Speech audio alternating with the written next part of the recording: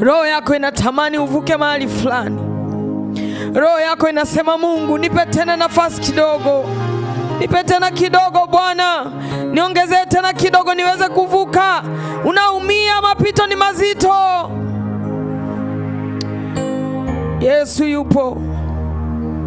Usikae peke yako, ubaki na Yesu. Yesu atakupa mwanzo mwingine. Usiogope. Biblia inasema njia za Mungu sio kama njia za mwanadamu, wala mawazo yake sio kama mawazo yetu. Anatuwazia mawazo mema, kutupa tumaini siku zetu za mwisho. Najua umeanza kwa ugumu, lakini utamaliza vizuri. Mungu atakusaidia, hautaaibika. Muamini Mungu na kutia moyo ya kwamba hautaaibika, na kutia moyo ya kwamba hautaaibika. Najua unatamani, unadaiwa kodi ya nyumba, moyo wako unaongea, unasema natamani ningepata kodi ya nyumba nikalipa, lakini Mungu angenipa hata hela kidogo nikajenga chumba changu kimoja tu nikahamia na watoto. Moyo wako unaongea, moyo wako unatamani. Umezunguka mahali pamoja kwa muda mrefu. Nataka nikutie moyo kwamba Mungu anaona yote. Mungu atafanya njia.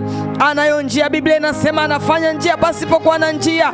Atafanya njia kwa ajili yako, usiogope. Atakufanya njia.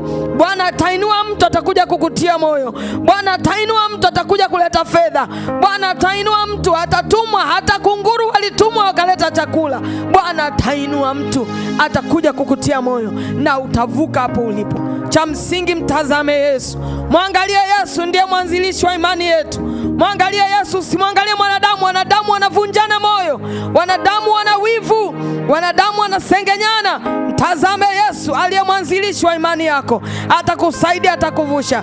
Cha msingi ndugu yangu na kutia moyo, kama ulikuwa hujampokea Yesu, mpokea Yesu kuwa Bwana na Mwokozi wa maisha yako, na atakusaidia, atakuvusha hapo ulipokwama. Bila Yesu ni bure. Maisha na Yesu unaweza kufanikiwa, lakini maisha bila Yesu ni bure. Utaendelea kuwa na shida, utafia ndani ya shida.